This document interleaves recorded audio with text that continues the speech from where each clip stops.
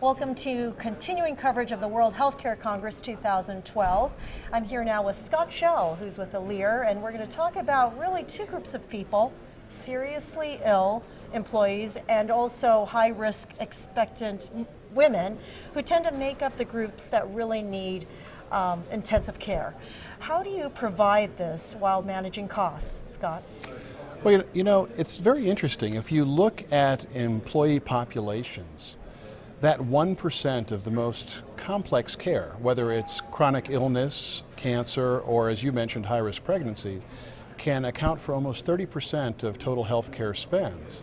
What's even more compelling is that when you look at that, those employees usually end up causing twice as much cost to the company based upon lost days.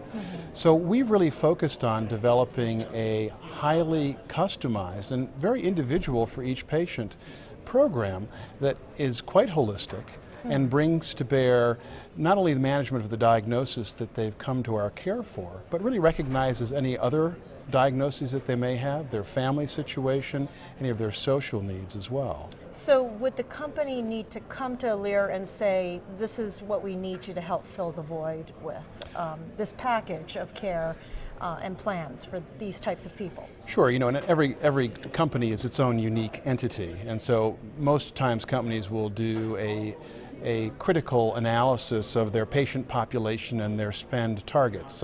Some companies have younger populations where the maternity issues may be a bigger factor of cost.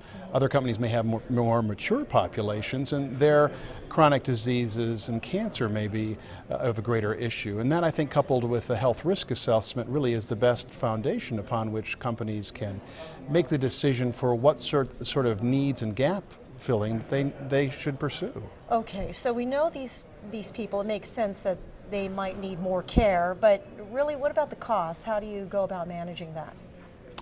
Well, you know, it's very interesting. If you focus primarily on keeping the patient on track for their treatment or managing the risk of a high-risk pregnancy, the costs follow.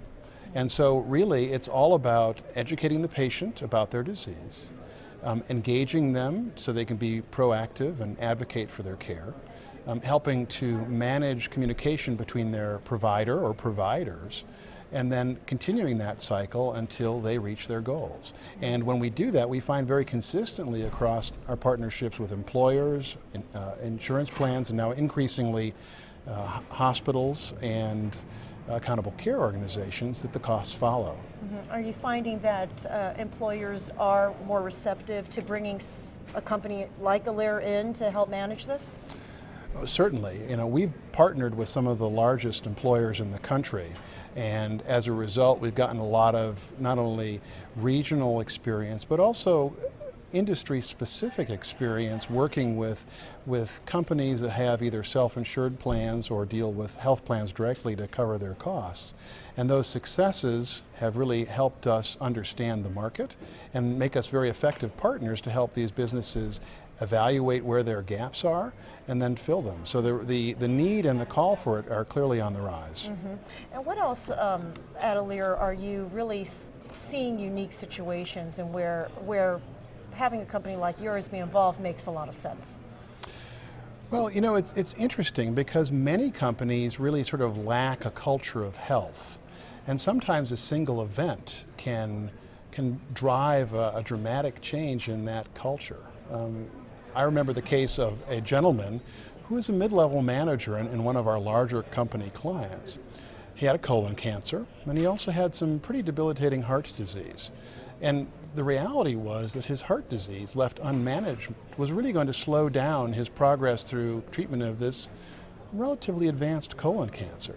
And because we have a holistic, integrated team where we have specialist physicians and specialist nurses, we're able to bring him through his colon cancer treatment successfully. Well, interestingly, he ended up being the loudest and most vocal champion for the whole company, going up to upper management and really underscoring for them his perception of the value of what the company provided him, and then among his teams and reports to the lower level patients was really an advocate to help them understand how important this was. Very good. All right, Scott, well, thank you for sharing your experiences with us. It's a great pleasure. It's nice to see you. Nice to see you. I'm Mabel Jong. Thanks for watching.